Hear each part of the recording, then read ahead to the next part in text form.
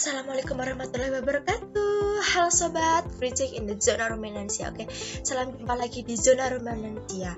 Sebelumnya aku ingetin di awal, jangan lupa selalu subscribe, komen, like, dan nyalakan tombol notif lonceng kalian. Oke.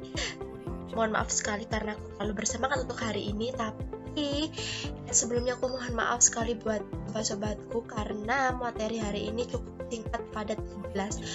Karena bener-bener sebelumnya aku mohon maaf karena bener-bener aku belum bisa menyiapkan materi yang cukup banyak buat kalian atau cukup komplit hari Sabtu yang cukup mendung ini karena aku bener-bener sibuk banget.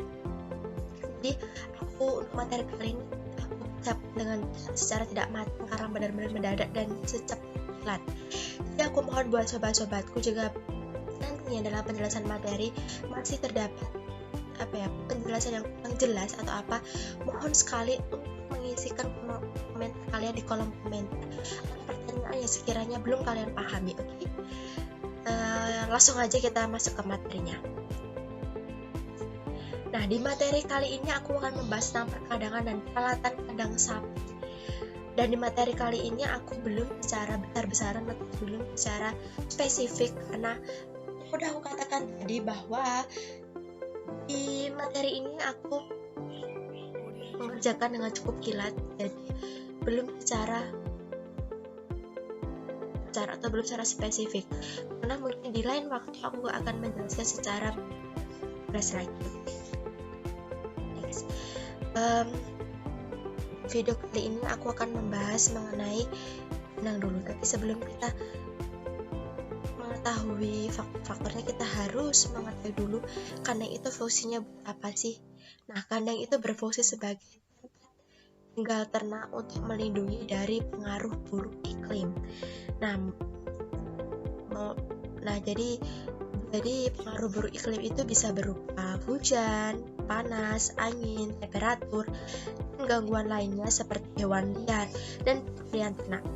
Agar ternak dapat produk secara optimal, maka kandang harus mampu memberikan tempat yang nyaman bagi ternak. Dalam pembuatan kandang ada 3 faktor yang harus dipertimbangkan. Kira-kira apa aja? Dalam pembuatan kandang itu ada beberapa aja faktor. Jadi kira-kira apa aja sih? Yang pertama itu adalah faktor biologis. Nah, kata kuncinya faktor biologis itu adalah sensitivitas respon terhadap unsur iklim. Faktor biologis yang perlu dipertimbangkan adalah sensitivitas respon terhadap unsur iklim.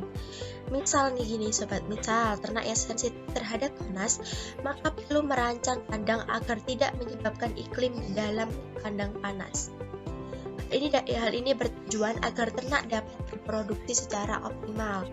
Jadi yang mungkin seperti ini, faktor biologis itu kalau lebih gampangnya gini, mungkin ternak itu harus memperhatikan kondisi atau apakah ternak tersebut itu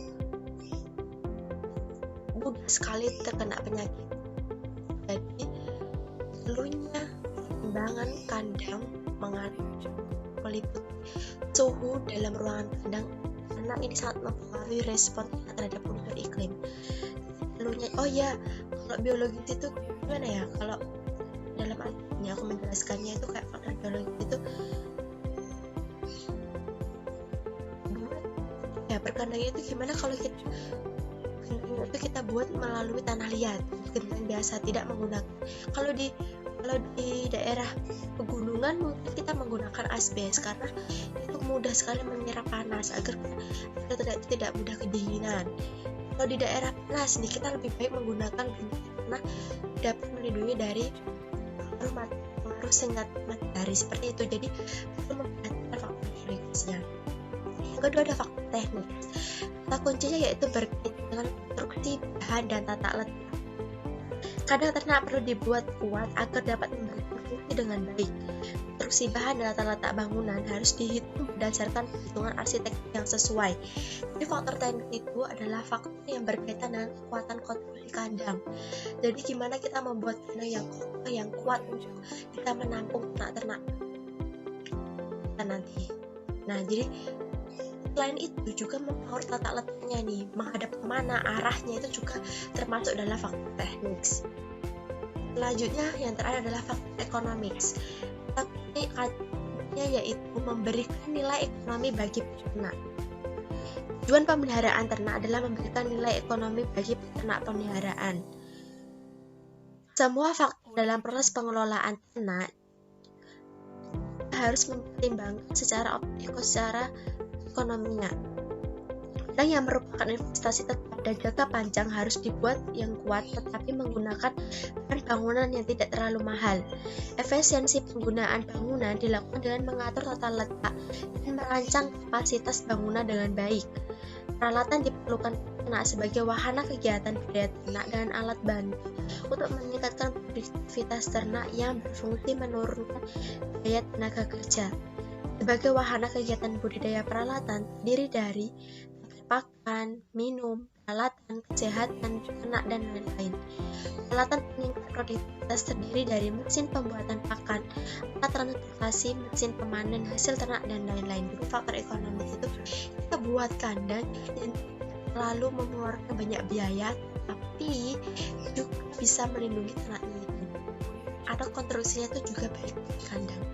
Jadi yang perlu dipertimbangkan dari faktor ekonomi itu adalah sesuaikan kandang bibit kalian masing-masing sobat. Harus mempertimbangkan kekuatan konstruksi kandang dan memperhatikan tata kandang itu sendiri juga. Thank you sobat udah melihat materi aku tadi. Aku ingatkan lagi jika kalian kurang paham dari materi yang aku katakan tadi, mohon sekali untuk menulis komentar kalian di bawah kolom komentar. Pertanyaan kalian yang belum kalian pahami kalian tulis. Dan tadi sudah aku sampaikan bahwa materi kali ini memang cukup tingkat karena memang aku buat materi ini secara kilat. Aku mohon banget buat sobat-sobatku untuk mari kita belajar bareng-bareng. Maka untuk itu jika kalian masih kurang paham, aku akan carikan lagi materi video selanjutnya. Aku akan memberikan penjelasan yang cukup baik lagi. Oke, thank you. Tapi sebelum aku tutup, jangan lupa untuk selalu subscribe, like, dan nyalakan tombol loncengnya. Dan jumpa lagi di next episode, tetap di Zona Ruminantia. Bye.